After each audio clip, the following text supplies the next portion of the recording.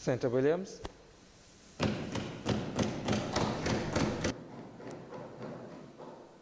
Thank you, Mr. Vice President. Permit me to say a few words before I go into the debate on this motion today. Firstly, a sincere thanks for the warm welcome by the honorable members of the Senate upon my appointment 1 week ago to this day. I've been engrossed by the meaningful dialogue and intriguing debate on both sides of the aisle as we collectively advance matters of concern that impact Trinidad and Tobago. Mr. Vice President, thank you for the opportunity to join on this motion today.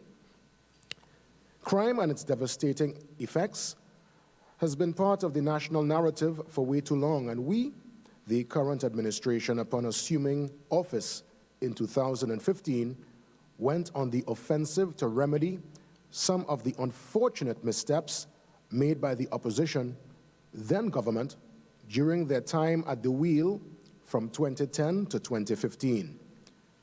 Border protection, both air and sea, as we all know, very critical in combating crime. Any nation that wants to keep its citizens safe understands fully well that border security is paramount. Mr. Vice President, why would the then government, now opposition, cancel the OPVs, leaving our maritime borders compromised? Mr. Vice President, on February 4th, Senator Hussain dismissed the OPV accusation, stating that the then government, now opposition, was able to recover $1 billion from the OPV arbitration.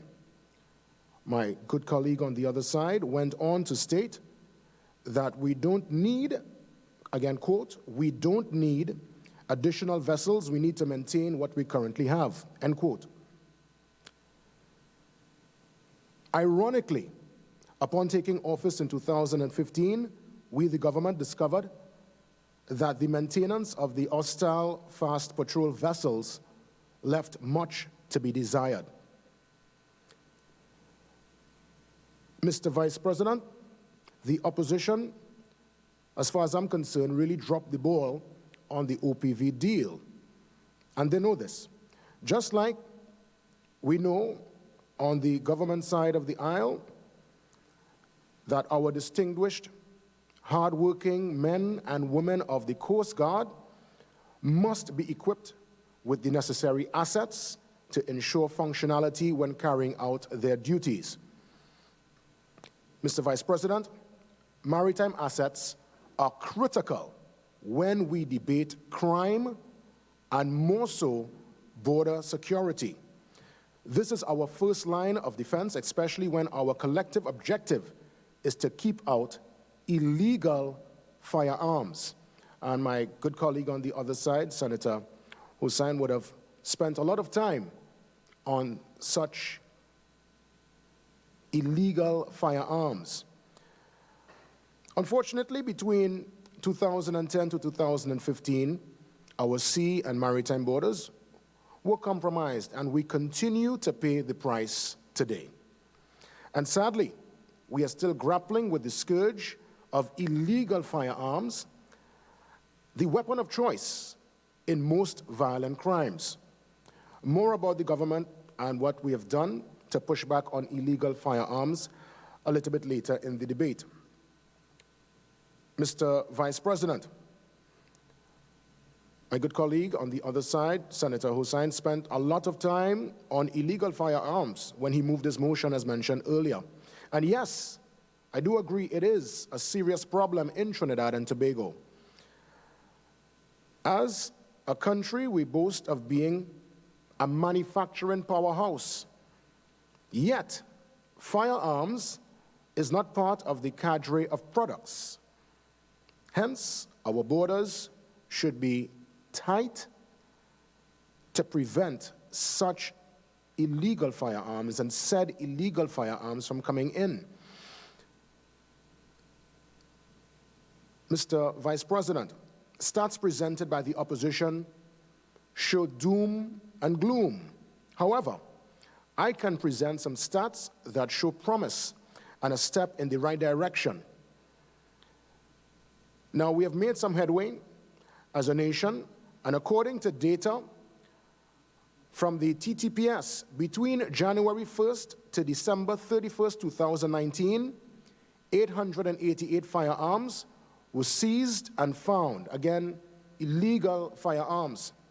11,412 ammunition seized and found during the same time period, January 1st to December 31st, 2019.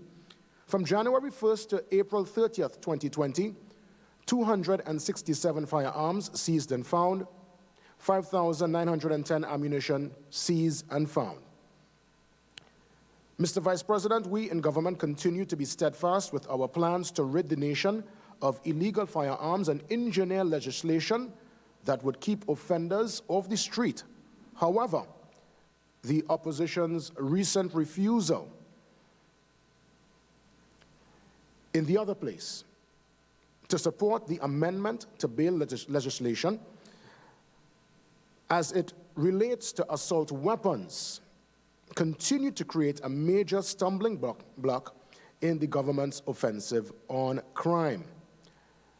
Mr. Vice President, let the record show that when the bail amendment was first debated in the Senate on June 11th, 2019, it was passed the next day, June 12th, even though 6 opposition members voted against. When the bill went to the other place on June 14th, 2019, it eventually passed. However, in November 2019, when the government continued via the bail amendment bill to address assault weapons, as mentioned earlier, stumbling block. Opposition senators abstained in the Senate, and opposition MPs abstained in the other place. Real failure, as far as I'm concerned, from my colleagues on the other side of the aisle.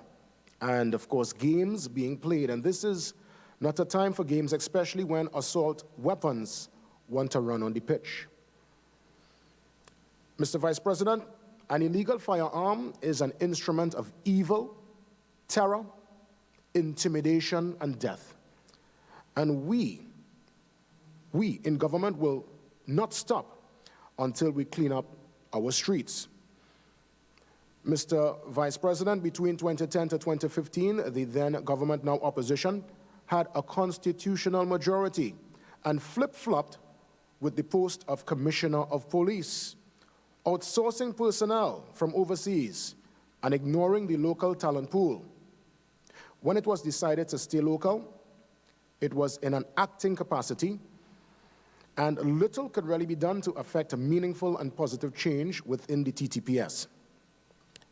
Mr. Vice President, we came into government in 2015 and immediately sprung into action, simplified the process, and appointed Commissioner Griffith to the post of top cop. Even his appointment had pulling and tugging from the opposition side. But eventually, the appointment was confirmed and Commissioner Griffith went to work. And still my colleagues on the other side question his style and approach to crime fighting. Mr. Vice President, allow me to stay with the law enforcement for a few more minutes, since they play a critical role as frontline officers in the pushback on crime. According to the data and information from the TTPS, we have seen some major moves and initiatives being made. The introduction of ID badges for officers, giving a more professional outlook, very much in tune with what we experience when we visit overseas jurisdictions. The implementation of gender-based violence unit, bringing much needed assistance to victims of domestic abuse and violence. The ramping up of the TTPS online presence, more access to officers and the top cop, quicker response time, just to name a few. Now, I must be honest that all is not perfect, Madam President, with the TTPS, as mentioned by the opposition. However, We look at the improvements, we look at the strides being made, and I have seen in recent times that a confidence continues to be restored, and even though they stand as an independent entity within the nation's framework, the image of the TTPS is in a much better place during this government's tenure, and this can only augur well in the pushback on crime and criminality. Madam President, the young people of the nation are the most vulnerable, and without proper guidance and mentorship, they can get caught in the unforgiving web of crime. As a teenager, Madam President, with time on my hands and with encouragement from my mother, I enrolled to become a member of the St. James Police Youth Club under the guidance of Officer Shabudi, who is, up to this day, still performing amazing work as he continues to be a true influence to the young people in the Northwestern Division. Active police youth clubs across the country add amazing value to the lives of thousands of children, parents, and the community at large. They are all impacted. Madam President, where the youth clubs are inactive, like in my constituency of Barataria, I want to work with the coordinators to bring energy and programs for the young people of my area, so the proactive approach to crime prevention can be facilitated. This youth club program and many others across the country is funded by the government. And the government understands the importance of creating options for the youth of the nation so that they can tap into their limitless potential. Madam President, we spent considerable time on the perils of illegal firearms, but we cannot forget the perils of the pen, especially when used to draft unscrupulous deals and agendas. Madam President, we, the government, and I must also acknowledge our AG for the foresight and energy spent on bills to treat with corruption, white-collar crime, cybercrime, money laundering, just to name a few. We recognize that this framework and the energy being put in place will and continues to yield results. Madam President, just a week ago, we moved the Real Estate Agents Bill so that there can be due diligence, code of ethics, best industry practices, protection for consumers, and a serious pushback on criminality, especially in the realm of money laundering. This is just one recent action by government to tackle crime and criminality from all fronts. Madam President, I ensure my colleagues on the other side that tireless work is being done by government to remedy the crime issue in this country. And in closing, Madam President, I reject the motion moved by Senator Hussain.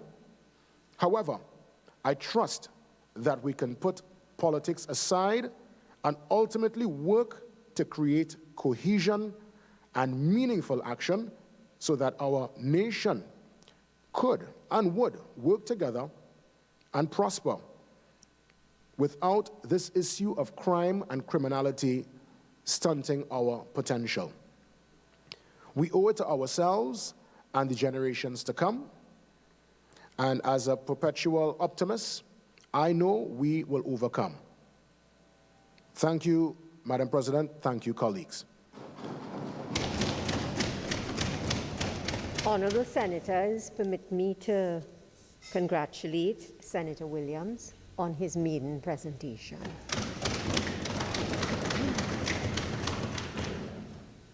Senator Sipasad.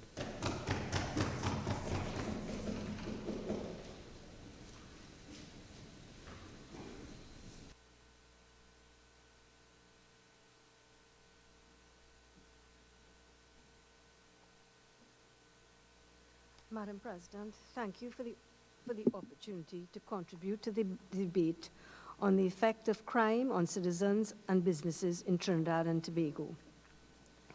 We are all aware of the extent of the scourge of criminal activity which continues to be committed with impunity in our country.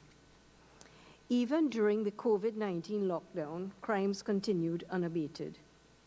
Despite the efforts of the crime prevention forces, there seems to be no end in sight to this madness.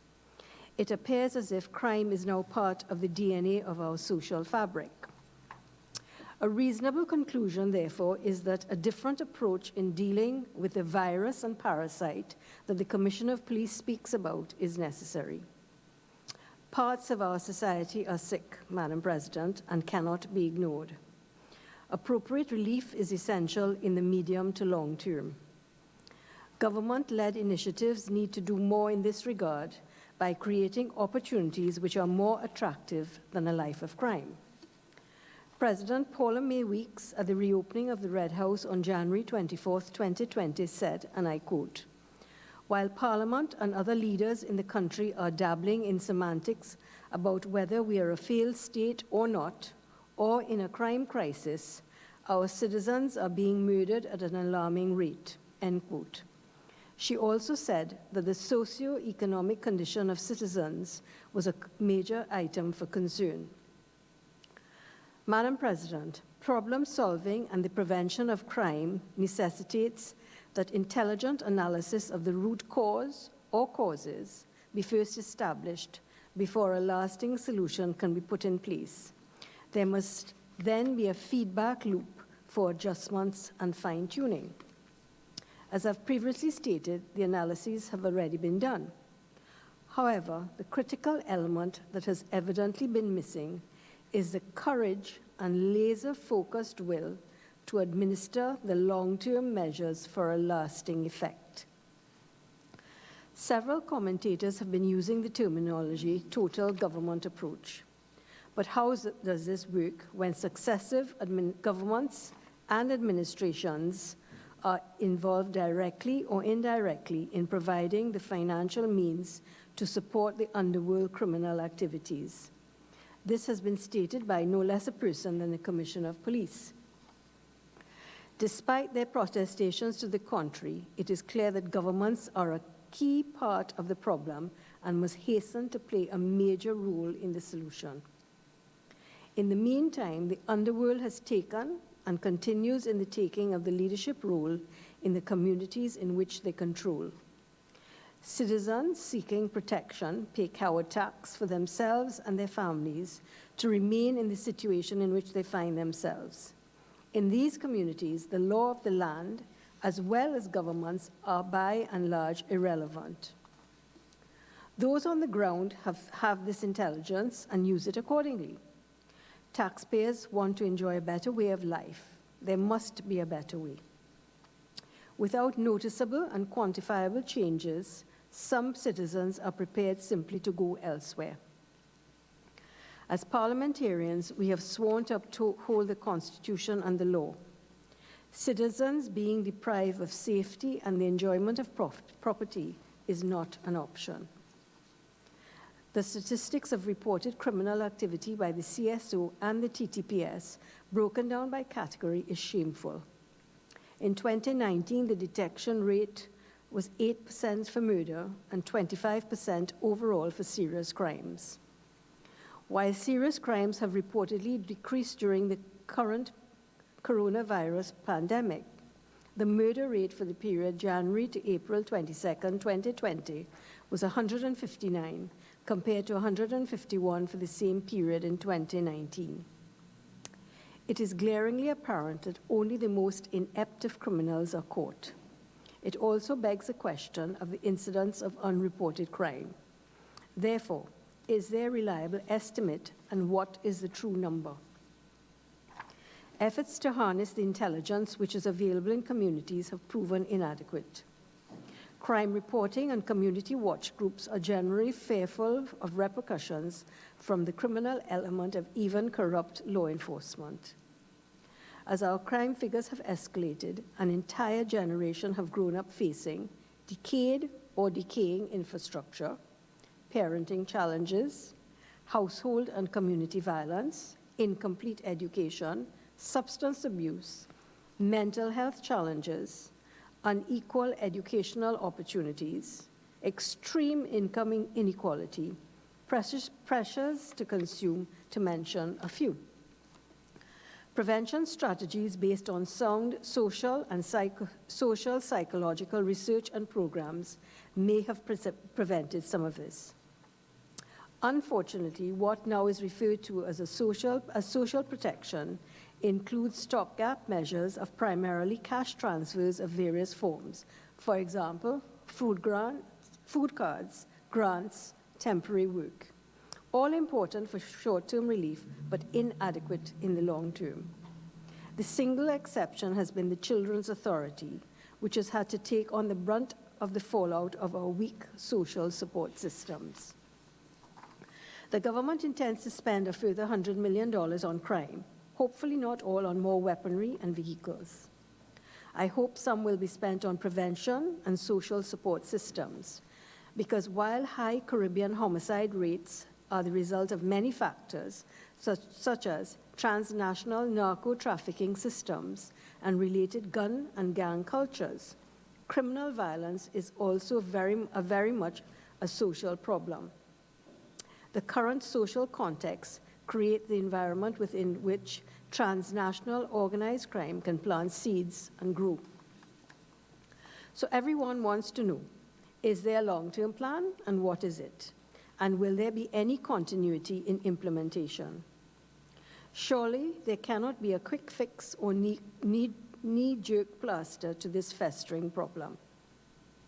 Our country is gifted with an abundance of talented professionals whose expertise can and should be harnessed in using available resources to devise a workable solution to this malaise. For too long, political interest has employed the insular approach to national problem solving. Hopefully, a more mature consultative methodology would be considered. Thank you, Madam President. Senator Obika.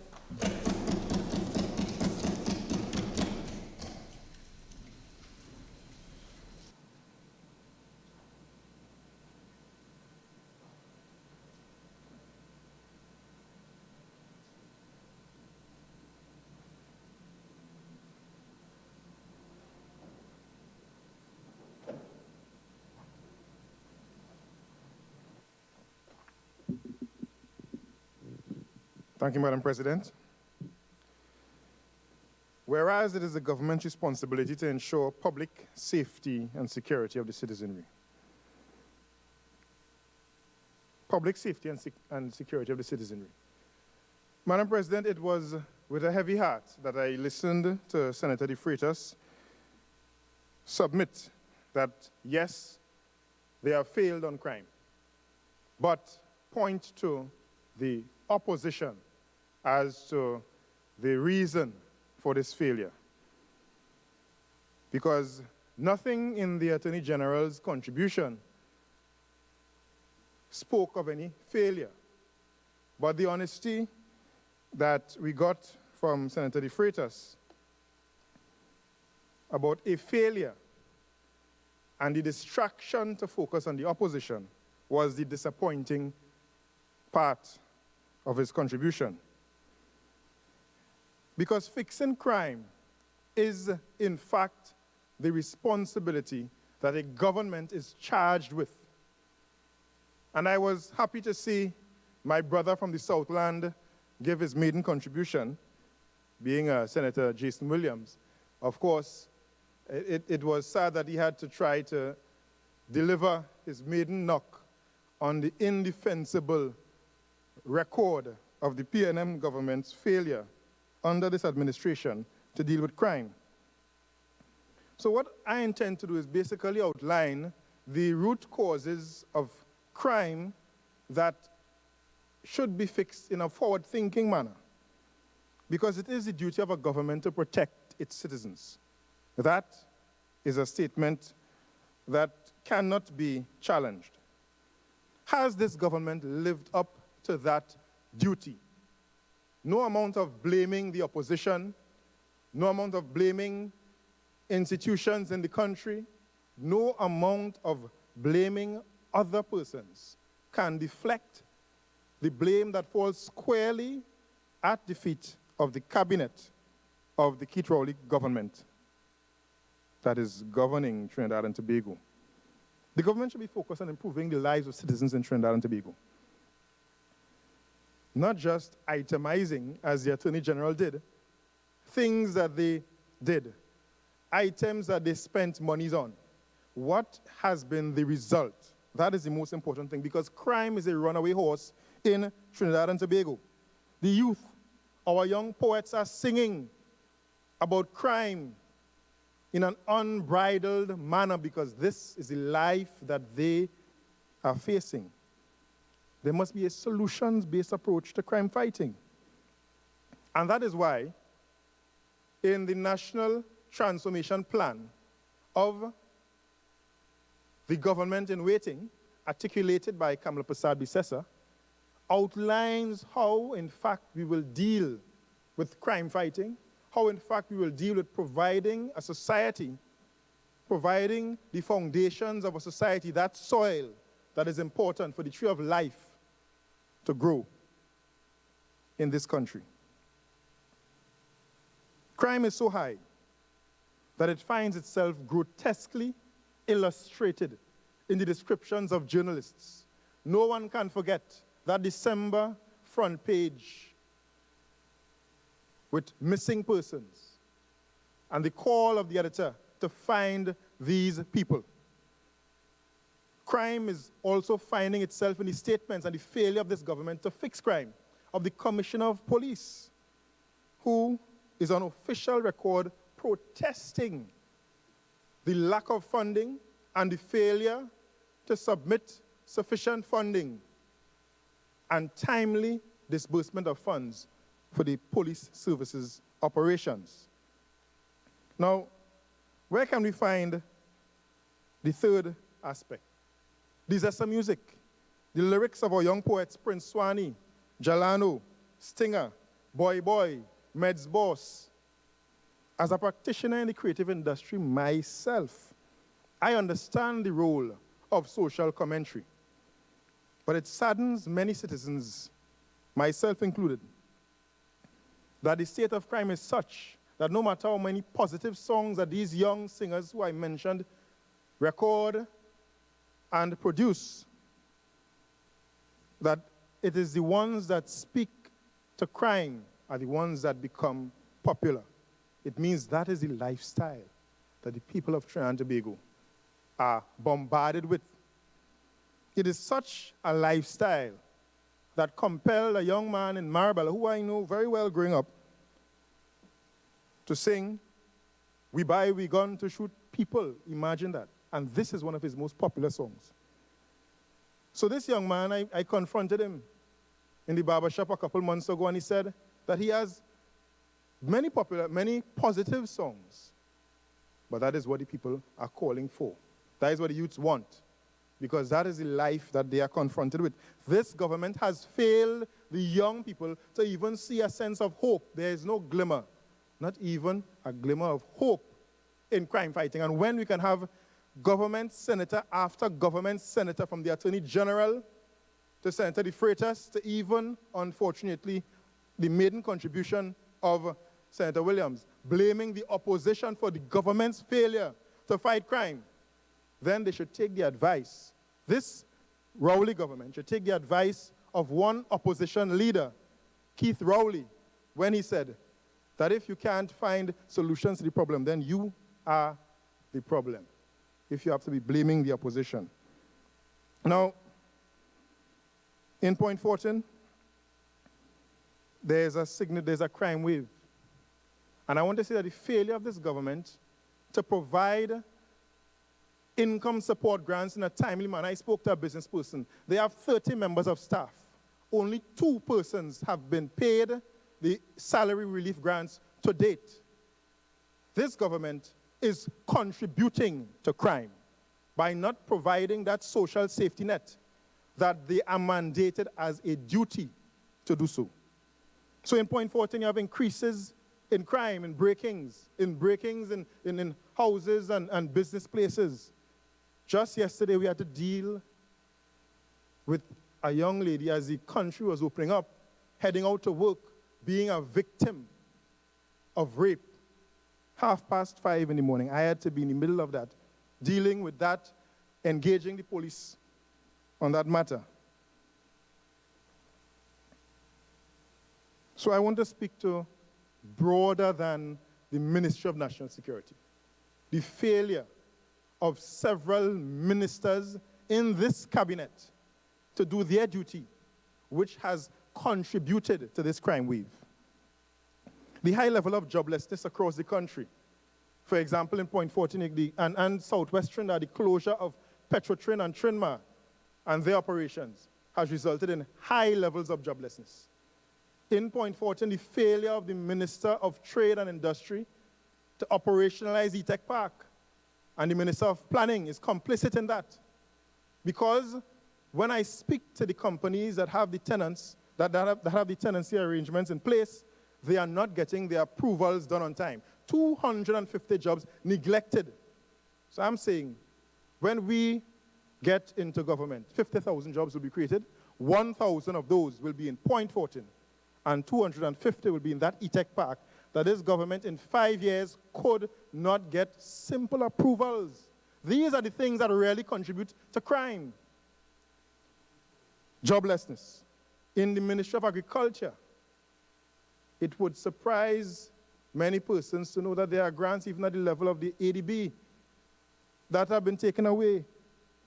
The inability of the government to use the grant program to provide the proper incentive for young people and new farmers in agriculture. I have to be dealing with a scenario in Point 14 where young people simply need the use of a backhoe and the material that makes the equipment that makes beds for their farming operation on lands that have been recognized by the Ministry of Agriculture in Point 14. So this government, so I'm speaking to 20 youths in Point 14, so that they can provide their own sustenance. It's not just about giving seeds. It is about providing them with access to the lands that they need to farm. So I'm saying this Minister of Agriculture has failed. And in this failure, whether it be farmers, fishermen, the agripreneurs, persons involved in distributing the foodstuff of these farmers and fishermen, these people have been failed. And young people and persons involved in the labor market are jobless because of this failure. The culture industry. The government spoke a lot about spending in national security. But national security is the end. What is the root cause of crime? It is the engagement of the minds of the persons engaged in crime. What engages the minds of the young persons? Sport. Well, when you have a minister of sport that did not understand what sport was, and that was the first public pronouncement of such a minister, we can understand why sport is in the doldrums in terms of sport administration in this country. Culture. Culture of a people. I spoke at the beginning of the songs of the Trinidad youths. Growing up in NJAC, the organization spent a lot of time focusing on cultural exponents, those artists and musicians, to engage them in some form of enlightenment so that it would be reflected in any shape or form in their music, so that the music would not be seeking to denigrate women but elevate the family. That women will not be, so that the men would elevate their sisters, that the sisters would elevate their brothers. If we engage young people and cultural exponents and create the environment where culture can flourish, we can create even more jobs. And a simple example, in Point 14, our festival square is a car park for the Borough Corporation. That is an embarrassment, but it will be fixed because we shall be in office in a few months' time, God willing, and Point 14, under the urgings of myself and the leadership of Kamala Prasad Bisesa, will get as it has gotten a hospital, from the work of Kamala Prasad Bises's government, it will get a cultural and festival arts center that will create jobs, scores of jobs for young people and cultural workers in the cultural capital of the Caribbean, where the most Road March winners hail from. In conclusion, a government that seeks to blame the opposition for their failure of every member of cabinet to make sure that their policies and their procedures and their work and their expenditure fixes crime in this country. A government that fails in their duty must leave office. And such a government has no place. Madam President, may I ask how much time I have left? You finish at 5:29. Thank you very much. Such a government has no place in the running of Trinidad and Tobago. Now, I spoke at the beginning of my presentation on the National Transformation Plan. And that National Transformation Plan has in it a segment on crime fighting initiatives. And there are several initiatives that are articulated there. One of which is the repealing and replacement of the now dated Domestic Violence Act. We've seen the need, and I spoke of the having to deal with the rape of a young lady in Point 14, to the point where some journalists somewhere put out a question if there's a serial rapist on the loose in Point 14. We need to focus on crimes, domestic violence, crimes against women, because it affects each and every one of us in this chamber and in the country. The establishment of a national operations center, as originally designed instead of a watered-down version, as exists. What we need in this country. Senator Obika, you have 5 more minutes. Thank you very much, Madam President. What we need in this country is not an intelligence apparatus that is used to track down a fella on Facebook who put out a video against a minister. What we need is a national intelligence and surveillance apparatus that is used for the purpose with which it was built for, to fight crime. But when we have a Minister of National Security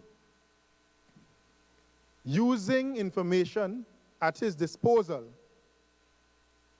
we are in a dangerous place. Senator Obika, let me stop you there. I will ask you to withdraw that statement, please. I see nothing wrong with the statement, Madam President. Senator Obika, withdraw the statement, please. I withdraw and I will rephrase. We must never have a scenario in this country where a minister of national security uses the apparatus of intelligence and surveillance to hound or track down citizens of this country for personal purposes. We must never have that scenario. I said we must never have that scenario. Should we not have that scenario? Madam President, 46.6, please. I like a ruling. Senator Obika, just move on, please. Thank you, Madam President. So I want to say that the allocations to the Trinidad and Tobago Police Service in the National Transformation Plan, it puts pride of place to a timely system of allocating funds as is due to the police service in this country. So therefore, it should be a thing of the past where you have open quarrels between a commissioner of police calling for monies that are due to the police service and a minister of finance, which are played out in full view of the public and the media, whilst crime rampages across the length and breadth of Trinidad and Tobago. Now, and the last point I want to end on, which is dear to me, when you have a government that closes down the energy skills centers, in 3 PNM held constituencies, Point Fortin, Labre, and Moruga, the places that are part of the oil belt. And then you are telling young people to take up opportunities. What you have done is discarded the futures of these young people. This government has contributed to crime by virtue of negligence, by virtue of closing down these energy skill centers, by virtue of not paying attention to joblessness, and by virtue of not giving citizens, especially in this time of this pandemic, whilst they are patting themselves on the back, this government is failing to pay citizens after they told them to stay home, to pay citizens their income support grants and their salary relief grants. That is, in fact, the highest crime committed against the citizenry of this country. And for that reason alone, the people of Trinidad and Tobago are anxiously awaiting the date of the election so that they can see the back of the Keith Rowley regime. I thank you, Madam President. Leader of Government Business. Thank you very much, Madam President. Madam President, I beg to move that the Senate do now adjourn to a date to be fixed. Honourable Senators, before I put the question on the adjournment, leave has been granted for 2 matters to be raised. Senator Haynes. Thank you, Madam President.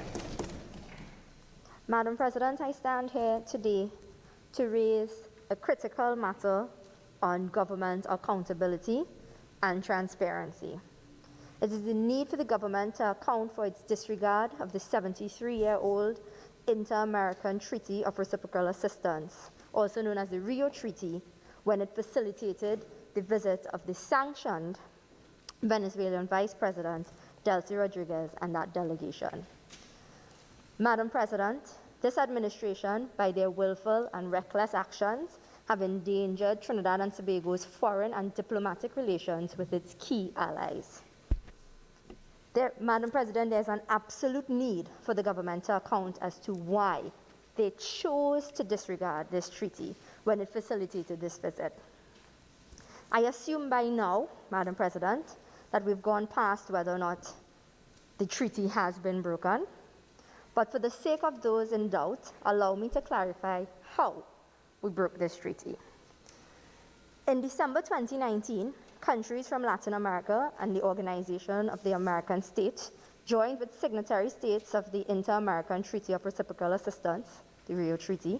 They met in Bogota, Colombia, and voted overwhelmingly to impose travel restrictions on the Nicolas Maduro regime and members of his regime, including Delcy Rodriguez. According to the Colombian foreign minister, these measures were implemented to support a re-establishment of democracy and respect for human rights in Venezuela. Curiously, Trinidad and Tobago was absent from this extremely important meeting. But now, Madam President, we can see why. Though Trinidad and Tobago was not present for this vote, the vote itself is binding on all signatories, including Trinidad and Tobago. On December 16th, the U.S. Embassy in Trinidad and Tobago sent a diplomatic note, number 219354, to the Ministry of Foreign and CARICOM Affairs.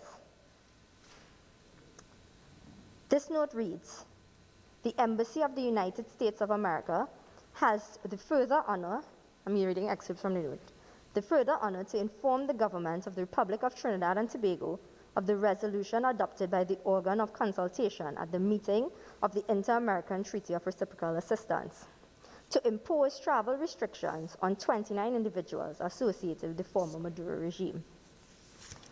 The Embassy of the United States of America has the honor to highlight as per Article 20 of the Inter-American Treaty of Reciprocal Assistance, that the resolution is binding to all parties in said treaty. I'll repeat that last part. All parties in said treaty. Plain and simple, Madam President, by allowing Delcy Rodriguez to enter Trinidad and Tobago on March 27th, a full 3 months after the vote, and to ban her travel, to ban her travel after the U.S. Embassy reminded the government that she was banned. This was a reminder in December, Madam President. Trinidad and Tobago chose to violate Article 20 of the Inter-American Treaty for Reciprocal Assistance. Now, Madam President, the question I'm calling on the government to answer today is why? Why would you take this decision? The government has been caught being less than forthright with the people of Trinidad and Tobago on the details of said meeting, feigning ignorance and flip-flopping on their story. They have deliberately sought to derail legitimate queries into the reasons for the meeting, which have put our country at risk by using insidious and inaccurate terms like treason and traitor, all in an attempt, Madam President, to distract and derail from accounting for their actions. But today, by virtue of this motion, I hope that we will finally get an answer as to why the government chose to facilitate this meeting. The U.S. Embassy confirmed, Madam President, that Delcy Rodriguez is subject to travel sanctions. They confirmed that these sanctions were binding on all members of all signatories of the treaty.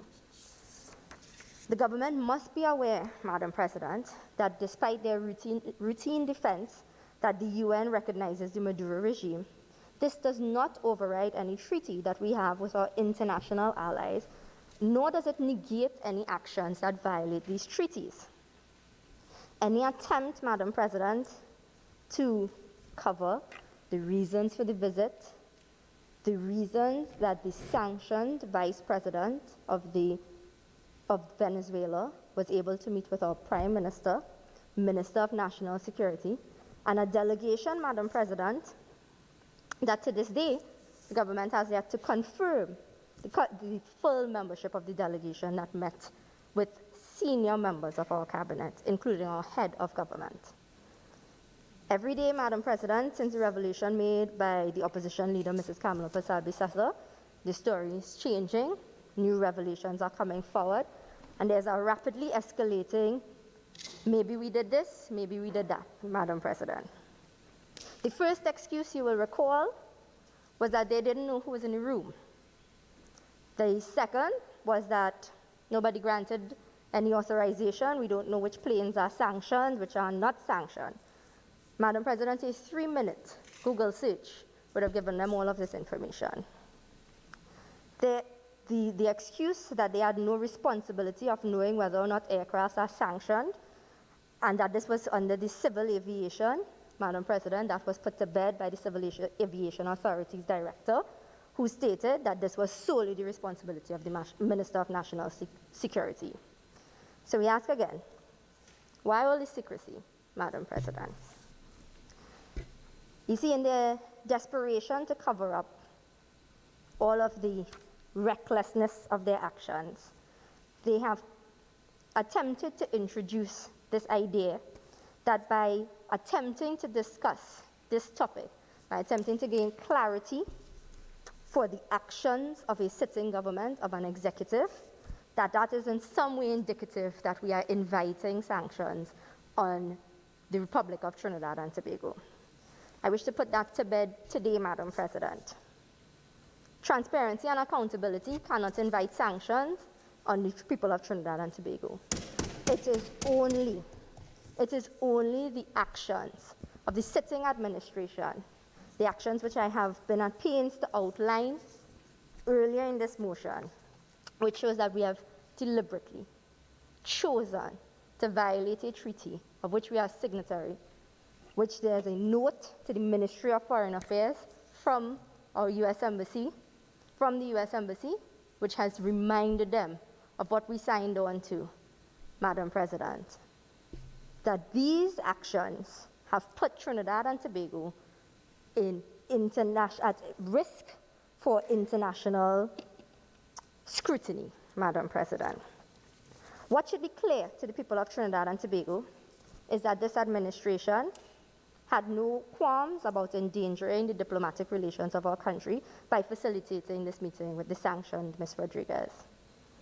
Again, they have yet to come clean on why this meeting was so essential and why it had to be accommodated just one day, Madam President, one day after the Maduro regime was indicted by the U.S. Department of Justice on narco-terrorism, drug trafficking, and money laundering. The actions of this government do not reflect their non-interventionist claim, but rather, Madam President, the actions, the deliberate, willful actions of this government has chosen to align Trinidad and Tobago against our strongest hemispheric allies, and the people of Trinidad and Tobago deserve to know why. Thank you, Madam President. Minister of Foreign and CARICOM Affairs. Thank you very much, Madam President. I have very little doubt and I have all confidence in that persons who would have intently listened to what was just said would come to the conclusion that it has all to do with, has very little to do with the truth, but all to do with perhaps fishing. Madam President, Trinidad and Tobago became an independent sovereign nation on the 31st of August, 1962, and thereafter assumed control of its foreign policy. Less than 1 month later, Trinidad and Tobago was admitted to the United Nations on the 18th of September of 1962. Membership of other bodies followed. Trinidad and Tobago signed the Charter of the Organization of American States on the 13th of March of 1967, ratified the Charter on the 14th of March of the said year, and deposited the instrument of ratification on the 17th of March of 1967. Trinidad and Tobago is a signatory to the Inter-American Treaty of Reciprocal Assistance, otherwise known as TIAR, that is, or the Rio Treaty. Trinidad and Tobago signed the treaty on the 6th of April of 1967, ratified it on the 2nd of June, and deposited it on the 12th of June of 1967. As part of the treaty, the high contracting parties agree that an attack by any state against an American state shall be considered as an attack against all the American states, and consequently, each one of the said contracting parties undertakes to assist in meeting the attack in the exercise of the inherent right of individual or collective self-defense, recognized by Article 51 of the Charter of the United Nations. Self-defense, collective defense, notably should a member state come under military attack from another state and the need for a request from that state, the state or states directly attacked, are central tenets of the treaty. Madam President, consistently over the years, Trinidad and Tobago has maintained a foreign policy anchored on multilateralism, non-interference, and non-intervention in the internal affairs of states, an independent position in international affairs, and one rooted in improving and safeguarding the welfare of its citizens. Madam President, beyond multilateralism and the rules-based Charter of the United Nations, small countries, and especially small island developing countries like Trinidad and Tobago, could very well find themselves without due protection and at the mercy of the doctrine, right is might, or rather, not right is might, but the other way around, might is right. Attempts at diluting multilateralism and the rules-based order could render us even more vulnerable and rob us of our dignity, sustenance, and voice as members of the international community. Madam President, the Honorable Prime Minister of Trinidad and Tobago, as part of a CARICOM delegation of prime ministers, visited the United States of America and participated in talks with the Secretary General of the United Nations on 28th of January of last year, 2019. The Secretary General confirmed that the government led by President Nicolas Maduro continued to be the sole legitimate government recognized and seated at the United Nations. The Honorable Prime Minister also participated as part of a CARICOM delegation in a meeting on the Montevideo mechanism on the 6th of February 2019 in Uruguay. This meeting was convened to treat the internal problems of Venezuela. These initiatives were part of the response of CARICOM in the face of the then heightened reality that attempts were being made to intervene in Venezuela militarily and install a new government. Trinidad and Tobago and CARICOM's stated position was and continues to be that the situation within Venezuela needs to be resolved through dialogue by the contending parties and not by external intervention by third parties. CARICOM also offered its good offices to bring the parties together to treat with the problem. Trinidad and Tobago and CARICOM states have a stake in maintaining the CARICOM as a zone of peace, given the potentially catastrophic consequences of armed conflict in neighboring Venezuela. Madam President, Venezuela withdrew from the Organization of American States on the 28th of April in 2017. Venezuela's denunciation of the Rio Treaty took effect on the 14th of May 2013. Venezuela's supposed reinstatement of its ratification of the treaty on the 6th of August 2016 was done by representatives of Mr. Juan Guaido, the leader of the National Assembly of Venezuela, and not by the legitimate government of Venezuela.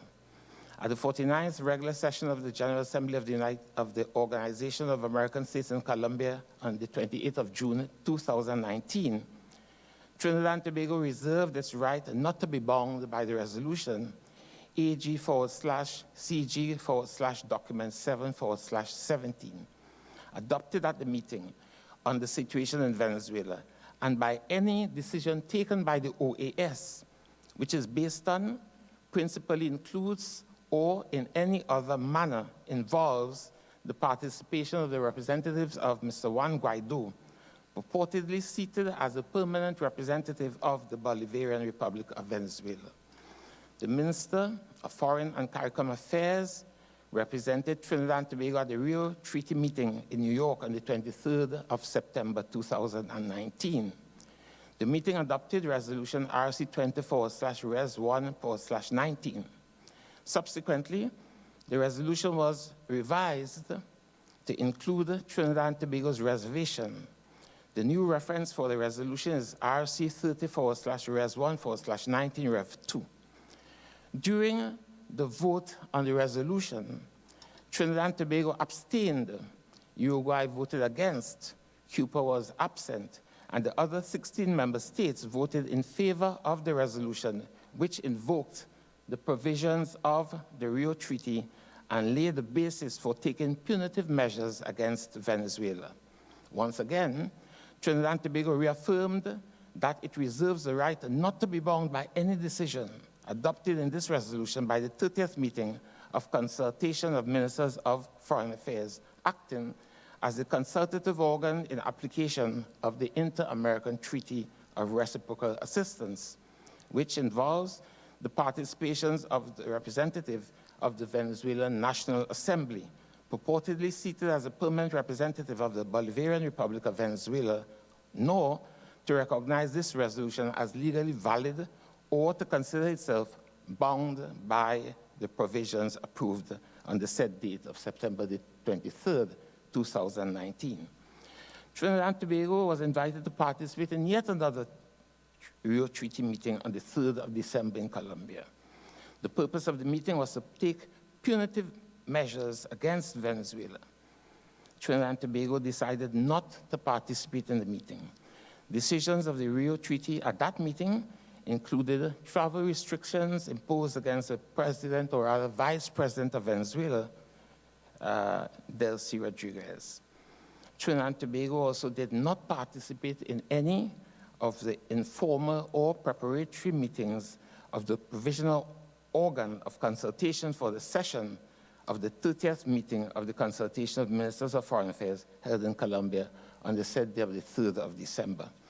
Madam President, notwithstanding the difficulties within Venezuela, Trinidad and Tobago stands on solid ground in being in harmony with the position of the United Nations and the stated position of CARICOM in recognizing the government led by President Nicolas Maduro as a legitimate government of Venezuela.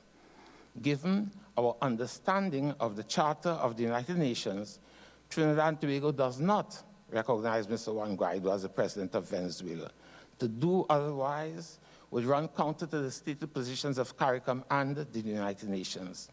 Madam President, the distortion of the Rio Treaty, a collective self-defense pact to treat it in matters internal to Venezuela without the consent or request of that country, is questionable and does not sit well with the intended purposes of the treaty. Indeed, as the Rio Treaty explicitly informs, none of the provisions of the treaty shall be construed as impairing the rights and obligations of the high contracting parties under the Charter of the United Nations. Trinidad and Tobago takes the position that it is not bound by these recent decisions of the Rio Treaty, inclusive of the travel restrictions imposed on the Vice President of Venezuela, since it had entered, meaning Trinidad and Tobago had entered, repeatedly so dare I say, in a sustained and consistent manner regarding such decisions at the OAS General Assembly in June of last year and at the meeting of the Rio Treaty in September of 2019. Further, Madam President— Minister, your time has expired. Oh, I thought 5 minutes. You have a little— 10 minutes. Huh? Your 10 minutes has expired. Okay. That's it, Minister. I'm fine. Many thanks to you. I hope I will have brought clarity. Thanks. Senator Mark.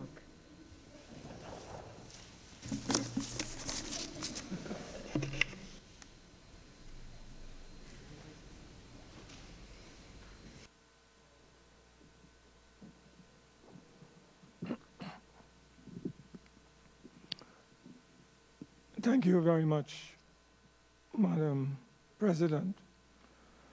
Madam President,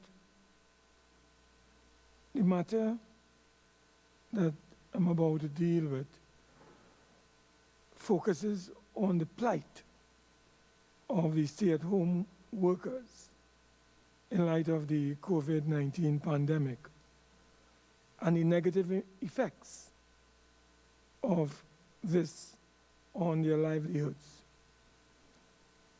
Madam President,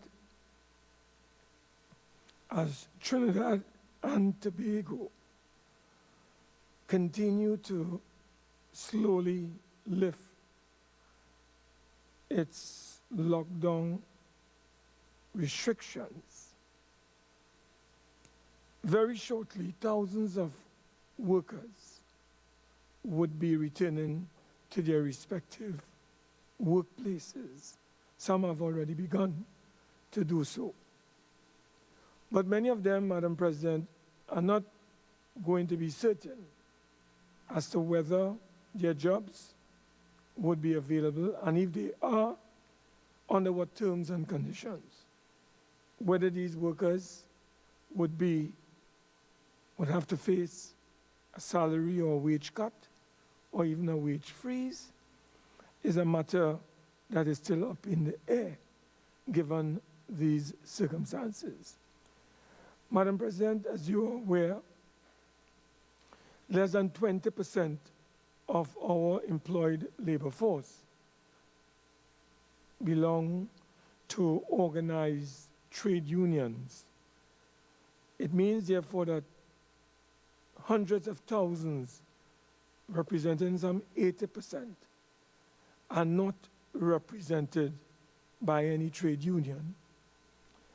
And given what has happened with the stay-at-home order, many workers, Madam President, have not been in receipt of any sort of wages and or salary from their respective employers. And therefore, they have had to depend exclusively on the state via the salary relief grant, Madam President. The government has indicated, Madam President, that about 40,000 or so workers or citizens would have applied for the salary relief grant of $1,500. We have learned also from the Prime Minister that as of the 14th of May, a statement in the Parliament indicated that some 12,162 workers or persons had been in receipt of this salary relief grant. I think the Minister of Finance subsequently upgraded the number, or increased, I should say, the number from 12,162 to 15,333. But, Madam President, we are talking about hundreds of thousands of workers who might be in a situation where they are not in receipt of any kind of wages. We understand, Madam President, that according to the Minister of Social Development, government received some 946 rental assistance applications, of which 25%, over 200, were deemed invalid. It is therefore important at this point in time for the government to really pay attention and to give some kind of direct support to these tens of thousands of workers, particularly those that are preparing to return to work as the nation, as the country, lift these lockdown restrictions. Madam President, children are going to be left unsupervised as these workers report for duty under probably different terms and conditions of employment. And one of the reasons I've raised this particular matter on the motion for the adjournment is to get the government to indicate to the Senate what steps it intends to take to address those citizens, those workers who would be going back into the workplace and with school scheduled to be reopened in September. What will happen to the children who are going to be left unsupervised by their parents, many of whom, as you know, Madam President, are single female-led households. So they have to go back to the job or their jobs very shortly. But the question is, who will supervise their children in a period, Madam President, when school is scheduled to be reopened, or the government will consider its reopening in September? So we need to get clarification from the government on this. Now, Madam President, this brings me to the question of pandemic leave.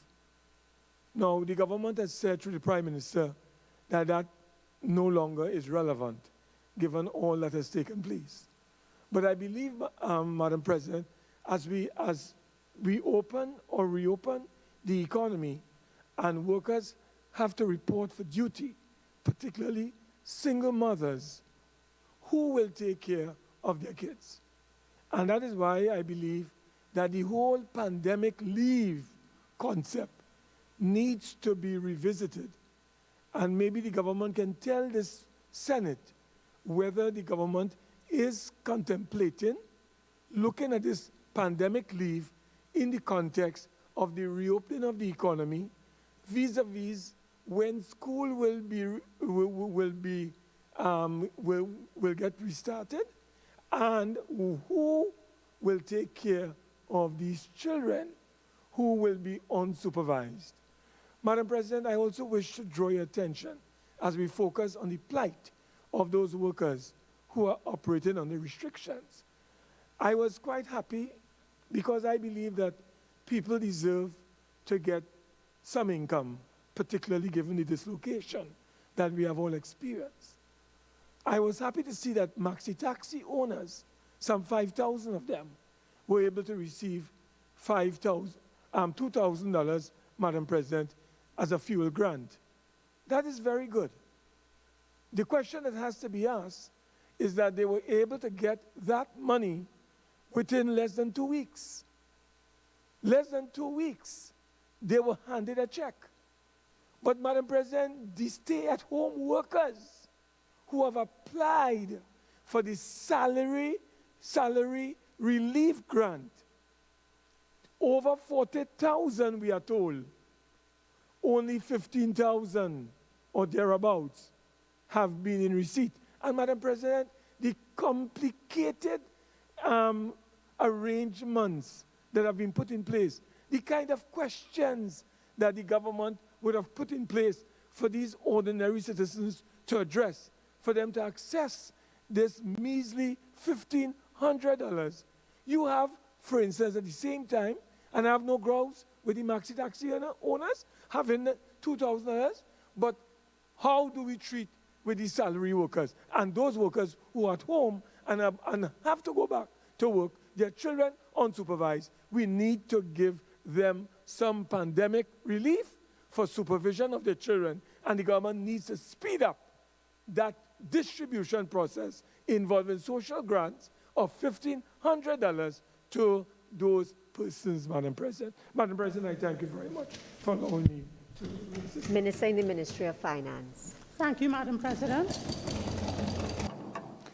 Madam President, Senator Marks' motion deals with the issue of the negative effects on the livelihood of the stay-at-home persons, which is what I'm quoting here, workers in the country in light of the COVID-19 pandemic.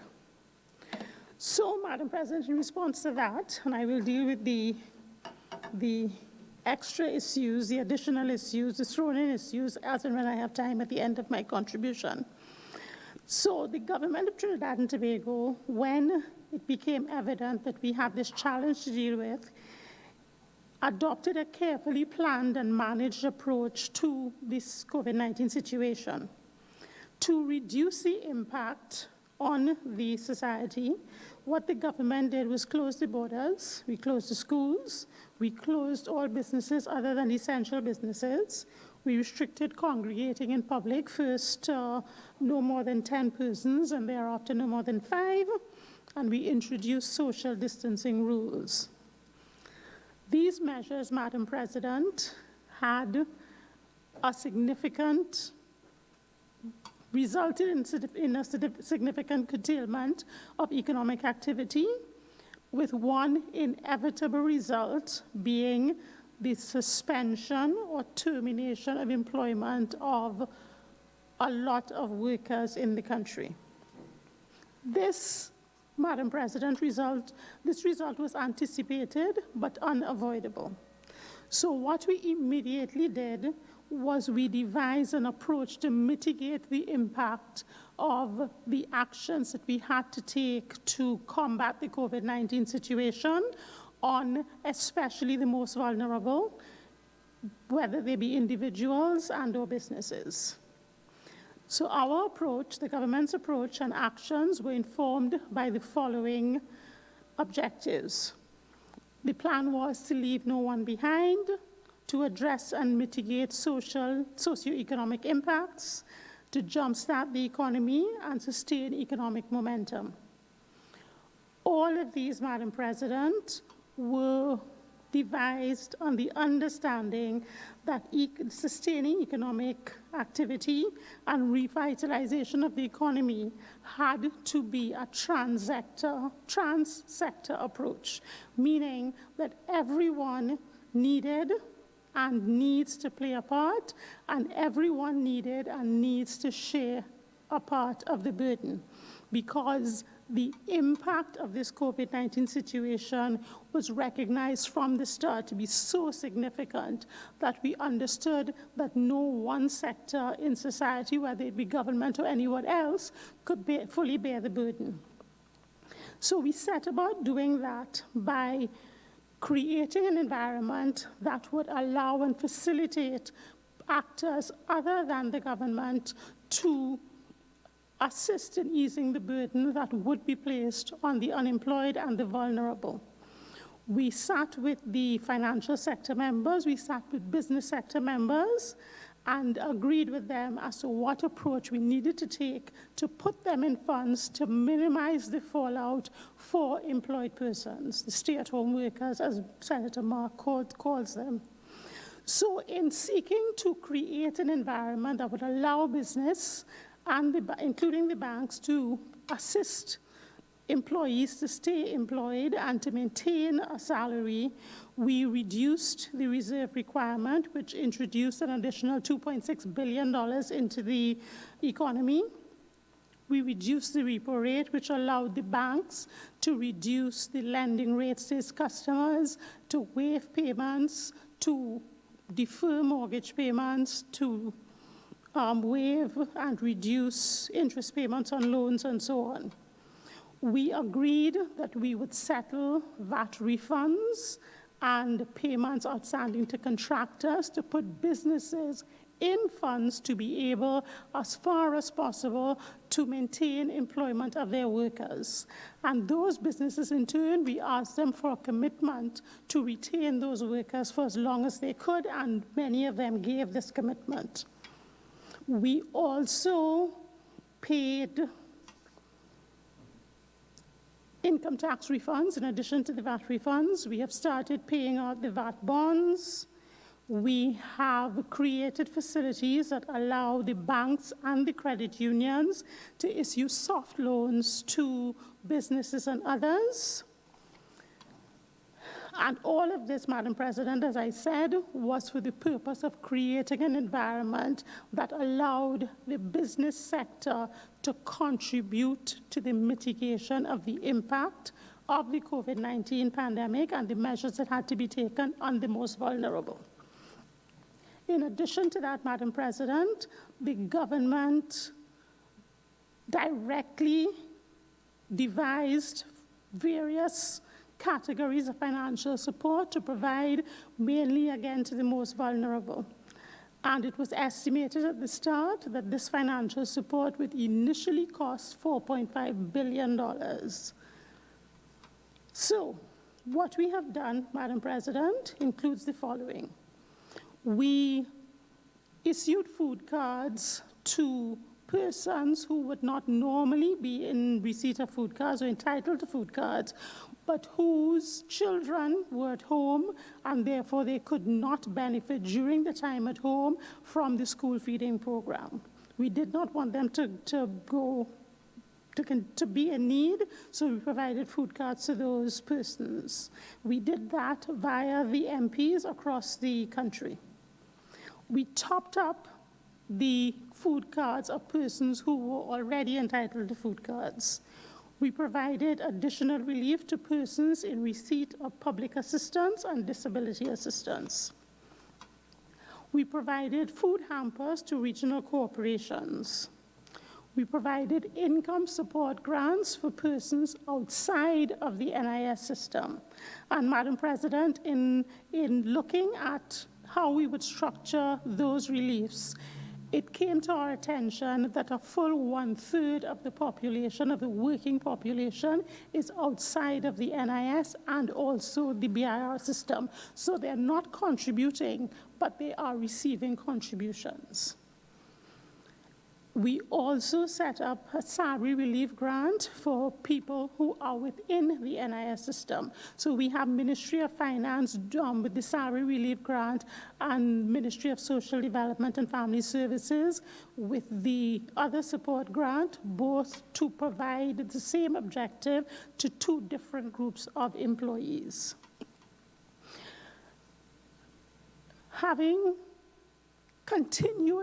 We are continually assessing the situation and revising how we treat with things. So realizing that the demand for nutrition was in excess of what we originally contemplated, we recently engaged the religious and civil society organizations to provide food relief or to be engaged in the distribution of food relief so that it could more efficiently and effectively be provided to those in need. We also, as Senator Mark just commented, provided the fuel grant to the maxi taxi drivers. And the reason why, Madam President, it was easy to do that in a short time is because we targeted the people who are registered. When we have a register that indicates all the qualifying people, it's easy to contact them and say, come in, we verify that the person is the person on the system, and we pay them.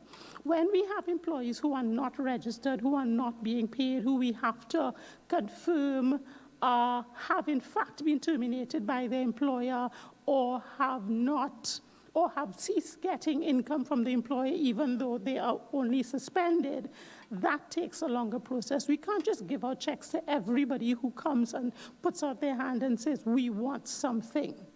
So that the system of distribution is as efficient as the applicants allow it to be, as the information before us allow it to be.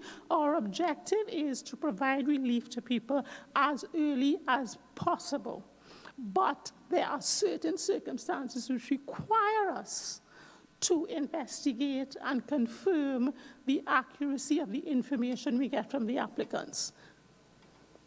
So, Madam President, the government has taken a measured approach and is continuing to take a measured approach. We have certain issues to still resolve, including what will happen when people start going back out to work and children are still at home. But this is why we have the Roadback Committee, which is working, and we will report to the country in short order. Thank you, Madam President. I now invite members to bring greetings for the celebration of Indian Arrival Day. Minister of Agriculture, Land and Fisheries. Thank you very much, Madam President. Madam President, last Thursday, May 21st, was celebrated as the UN-sanctioned World Day for Cultural Diversity, also known as Diversity Day. Madam President, 175 years ago, the first East Indians brought not only their labor and skills, but their religion, socio-cultural practices, their food, and their festivals to the Caribbean region. Almost 150,000 East Indians, Madam President, came to this region. And included, Madam President, was my great-grandfather, Sumaran Pandit from Uttar Pradesh, my paternal grandfather, great-grandfather, and also the descendants, my mother's parents and grandparents and so on, Madam President. Madam President, it is because of this Trinidad and Tobago is such a diverse country, and the diversity is reflected in that line in our national anthem. Here every creed and race find an equal place. Madam President, the reason we have that diversity is a part of the arrangement with the indentured laborers was that they had the opportunity at the end of their contract to either stay in this country or leave. And those who elected to stay form part of what is well established in this country, a land-owning East Indian population, because the opportunity to own and farm a parcel of land was tied to the decision to stay here. And I'm very happy that my great-grandparents decided, Madam President, to stay here. Because living here, Madam President, led to schools being established, places of worship, contributed to our architecture, our way of dress, our mannerism, our culture, everything, in particular, the food and the festivals in this country. Trinidad and Tobago is a colorful place, Madam President, on account of not only the East Indian arrival, but the arrival of the ancestors of everybody who live here. Madam President, we recently celebrated Spiritual Baptist Liberation Day, Easter, Eid ul-Fitr. Saturday we celebrate Indian Arrival Day. Thereafter we'll celebrate Corpus Christi. It might surprise a lot of people still to know that East Indians are Baptists, Hindus, Muslims, Christians, and among the Christians, Anglicans, Presbyterians, Catholics, Pentecostals. So East Indians have established themselves in a society, Madam President, to the point that there are 16 senators in this House who can claim direct lineage to East Indians. But Madam President, every senator in this House can claim some association with East Indians, either by virtue of marriage or some other thing. It's not just love of roti. It's a deep and direct link to the East Indian ancestry. So, Madam President, in closing, I say it's an opportunity 175 years later to reflect on the agony of the journey, the expectation of arrival, and the great effort that not only East Indians have made, but all of us brought here to these islands have made to the development of our beautiful nation. I thank you. Senator Hussain. Thank you very much, Madam President. According to the Constitution, which is the supreme law of the land, at Section 4, it is recognized and declared that Trinidad and Tobago have existed and shall continue to exist without discrimination by reason of race, origin, color, religion, or sex.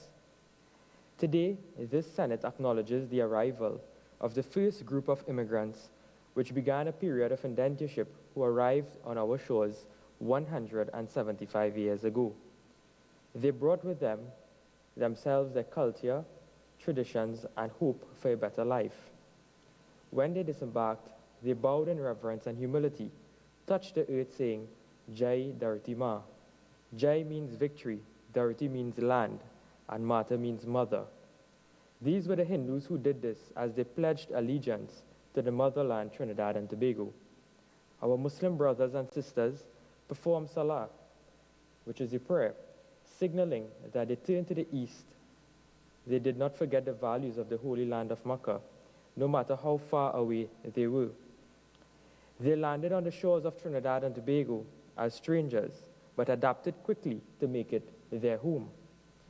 Through hard work, determination, and faith, they made a permanent impact on the future of our nation.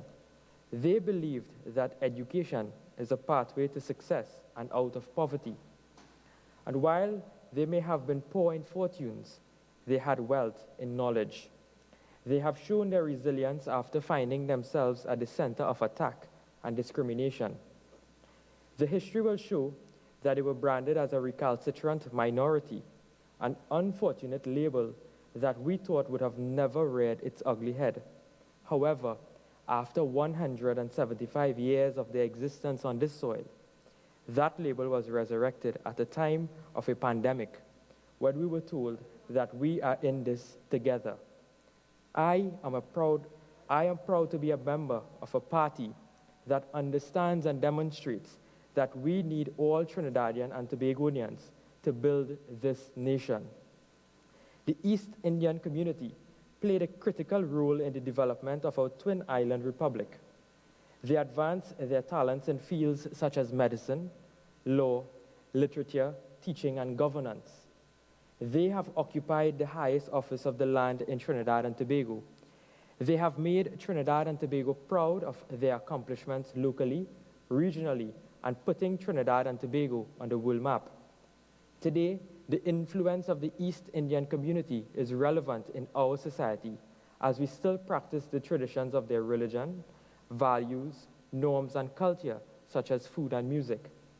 Today, we reflect on the contributions of our forefathers after the brave trip they took across the Kalapani in search of a better life. I feel extremely grateful, humbled, and proud that because of the sacrifices of my forefathers, I am able to occupy a seat in the Parliament of the Republic of Trinidad and Tobago. We celebrate the contributions of all those persons who come from other countries and honor the sacrifices they made to build their communities, and in turn build a vibrant, multi-ethnic, multicultural, and multi-religious society that is Trinidad and Tobago. Let not our differences divide us. Let our differences unite us, and let us take delight in our differences. As we celebrate this occasion, we must continue to work together to build a stronger, more prosperous future for our country, to return Trinidad and Tobago once more to growth and prosperity, and into a united nation which we can all be proud to call our home. On behalf of the United National Congress, the opposition bench, and our esteemed opposition leader and political leader, the Honorable Kamala Persad-Bissessar of Senior Council, I wish Trinidad and Tobago a happy and reflective Indian Arrival Day. I thank you very much. Senator Timal.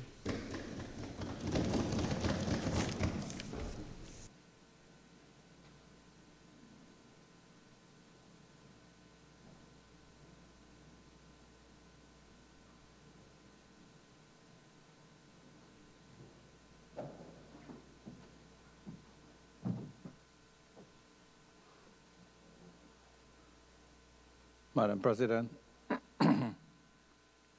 May the 30th of this year, 2020, will be the 175th year of arrival of the Jahajis, or Girmitias, indentured laborers, to the shores of Trinidad and Tobago.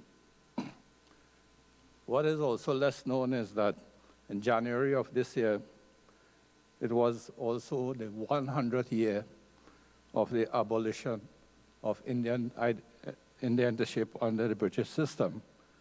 And although legislation was passed by the British Parliament a year or two earlier, the last indentured laborer was 100 years ago in January 2020. So a lot of organizations and groups in Trinidad and Tobago were planning a lot of extravagant celebrations and events around this double 175th and 100th year of abolition of indentureship.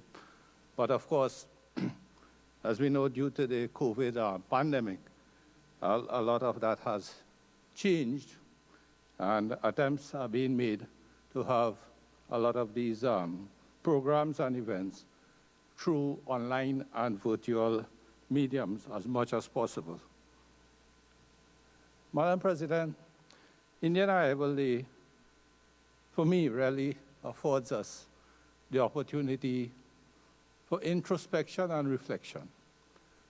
Whilst there is a natural tendency to celebrate, because success calls for celebration, and there are many reasons to celebrate Indian Arrival Day, but within all of that celebration, reflection and introspection, to me, offers us very unique opportunities, not only as citizens of the country, but collectively as a nation.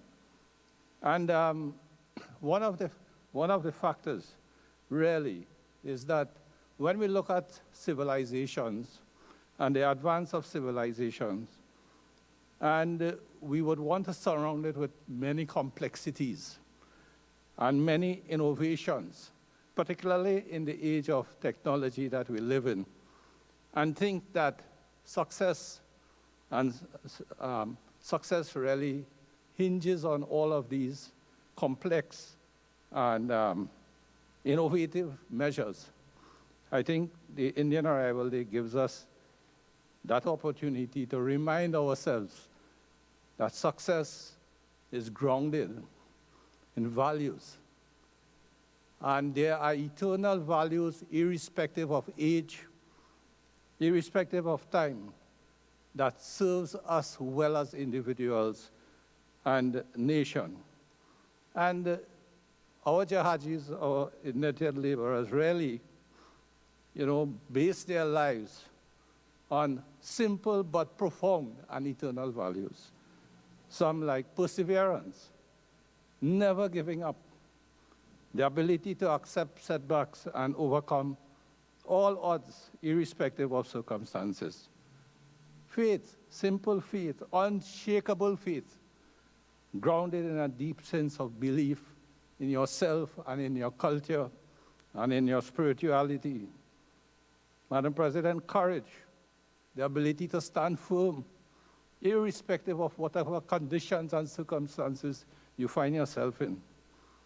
And Madam President, that value of self-sacrifice, not imposed on you, but what you find deep within your heart and your soul, the ability to give of yourself for the welfare of others and for the welfare of future generations. Madam President, these values really served the indentures well, and I recommend that it would serve us even more so in the future years to come. Also, I'm of the view that every Indian Arrival Day also offers us the opportunity to focus on nation building.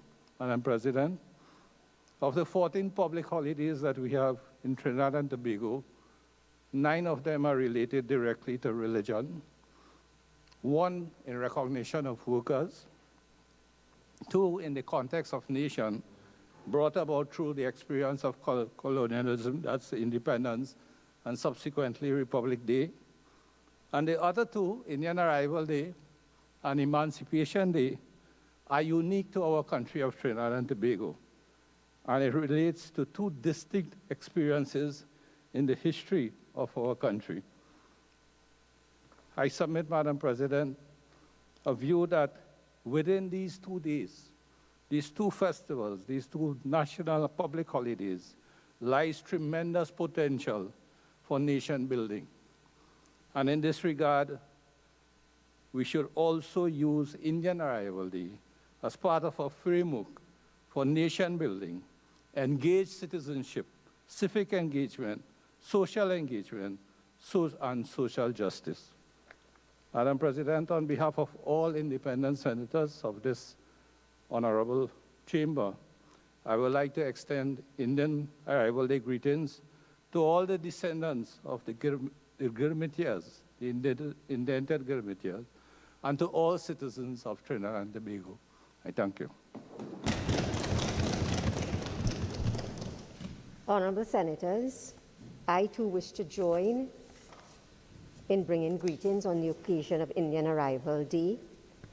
As we celebrate the 175th anniversary of the arrival of the first indentured labourers to our country, we recall the difficult and painful journey that they were forced to endure. We acknowledge the sacrifices made, the challenges faced, and ultimately the successes.